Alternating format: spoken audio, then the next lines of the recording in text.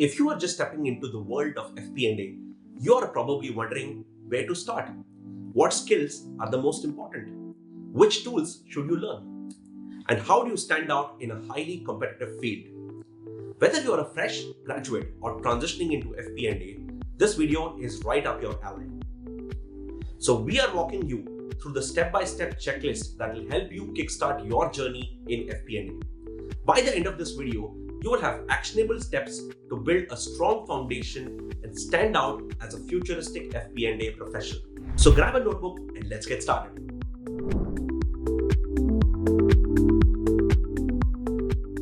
FP&A, short for Financial Planning and Analysis, is essentially the brain behind the company's financial decisions. Think of it like this. If a company is a ship, then FP&A is the navigation system.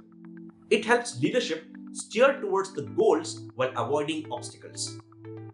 Without it, the company would be sailing blindly into uncharted waters.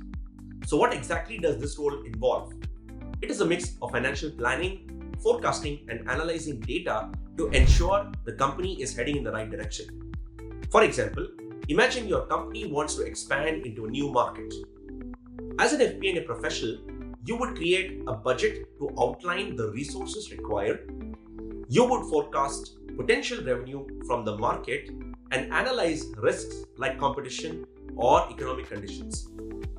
Your insights would help leadership decide whether this expansion is the right move. But FP&A isn't just about crunching numbers.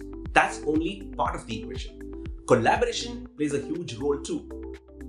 You might work with marketing to understand the advertising costs, or with sales to estimate revenue. And strategy ties it all together. Let's say you notice that rising costs are eating into profits. It is your job to flag this and suggest solutions. For instance, renegotiating vendor contracts or identifying inefficiencies in the supply chain. So, FP&A isn't just about spreadsheets. It's about turning data into insights. You're not just reporting numbers, you're shaping the future of the company.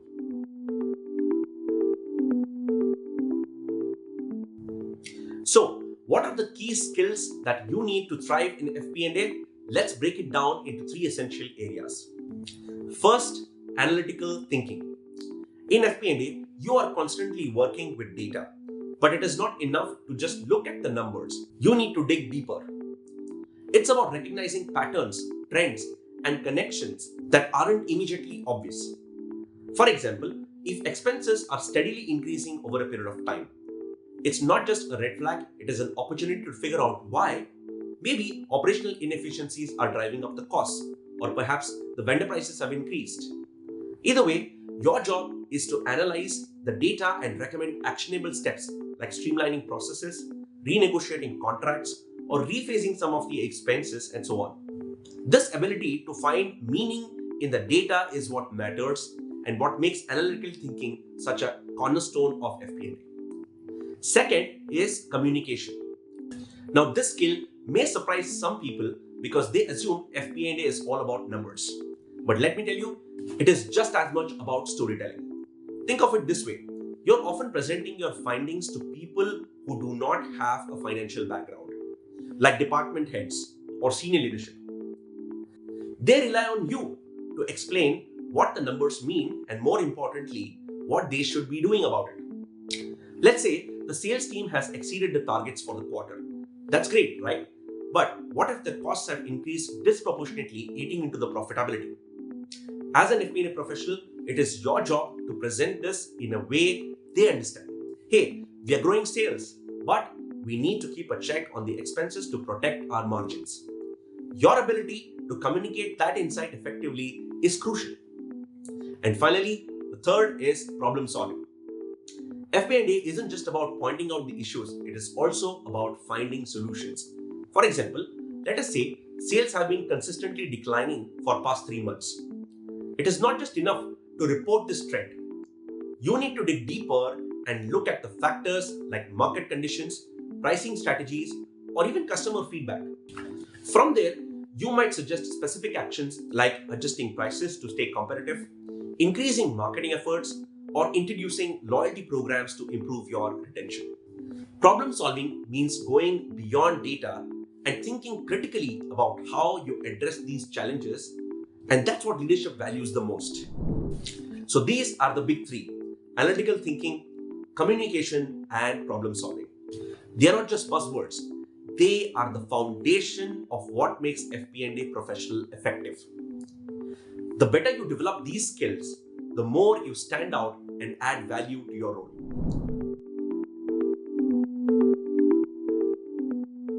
Now, let's talk about tools. These are the backbone of your work in FP&A, and mastering them will take your efficiency and impact to the next level. First up, Excel. This tool is non-negotiable. It is the bread and butter of FP&A. You will use Excel for everything from financial modeling to variance analysis. For instance, pivot tables help you organize and summarize large data sets quickly. Imagine tracking sales across multiple regions. Pivot tables let you break the data down in seconds. You will also rely on formulas like VLOOKUP, SUMIF, and index match to manipulate the data and uncover insights. And don't forget, financial modeling in Excel is essential for creating budgets, forecasting, cash flows, and building management commentaries. Next, let's talk about visualization tools like Power BI or Tableau. These are game changers when it comes to presenting your findings. Visualization tools help turn raw data into insight through dashboards and reports. For example, you can create a dashboard that tracks monthly revenue by product line. Instead of looking at rows of data, leadership can instantly see which products are performing well and which need attention. These tools help you tell the story behind the numbers in a way that's clear and engaging and actionable. And finally, EPM tools like SAP, Oracle, JDocs, and Anaplan. These might sound complex at first, but they are incredibly valuable once you understand how they work. EPM tools integrate all financial data across an organization, giving you the full picture. For example, you could pull information on inventory costs, employee expenses, and revenue streams all in one place. This integration makes it easier to analyze trends, manage budgets, and provide accurate forecasts. Think of EPM tools as the essential nervous system of the company's financial operations. So, to recap, there are three main tools you want to focus on: Excel for analysis, Power BI and Tableau for visualization, and EPM tools for data integration. Mastering these will make your workflow faster, smarter, and more impactful. And don't forget, I have linked helpful resources in the description below. FP&A isn't just about numbers, and it's about people too. You see, in this field, building strong relationships can open doors you didn't even know existed. Let's start with LinkedIn, which is an absolute goldmine for networking in FP&A. Begin by connecting with professionals in your field, people who are already doing the kind of work that you aspire to do. It is not just about adding them to your network. Engage with their posts, comment thoughtfully, and share your own insights when you feel confident. For example, if someone shares a post about FP&A trends, you could add your perspective and ask a question. These little interactions can make you stand out over a period of time. And then there are finance groups on LinkedIn. These are communities where professionals discuss everything from tools and techniques to career advice.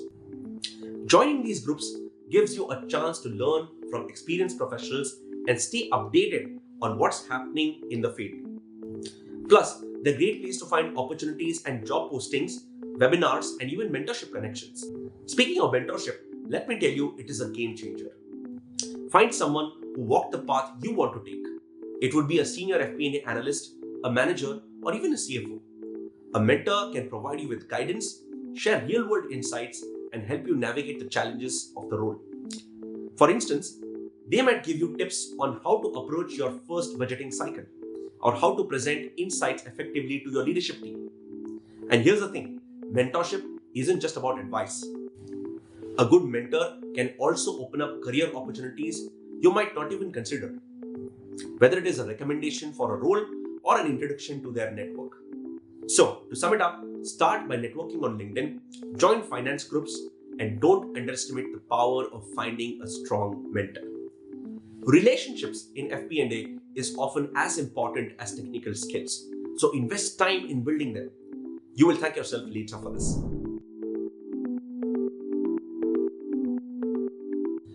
When it comes to gaining experience in FP&A, there are three key ways to get ahead.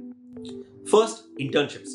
They are the best way to get hands-on exposure to core FP&A tasks like forecasting, budgeting, and financial analysis. For example, as an intern, you might assist with creating a budget for a new product launch or help analyze cost variances in operational expenses. This real-world exposure gives you practical insights that textbooks simply can't provide. Second, certifications. There are plenty of new FP&A specific certifications available today, which not only add credibility to your resume, but also show employers that you are serious about mastering the technical and strategic aspects of FP&A.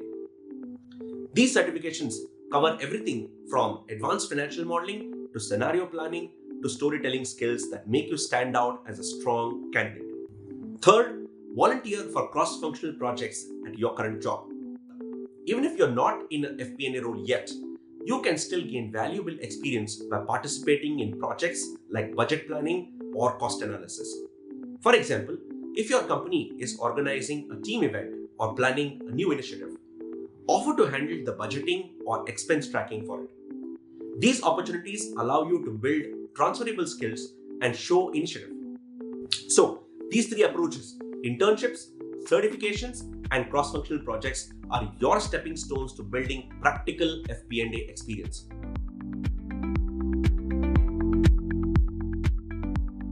Now, let's talk about mistakes in FP&A. One of the biggest, getting too obsessed with tools. Yes, tools are important, but they are just that, they are tools.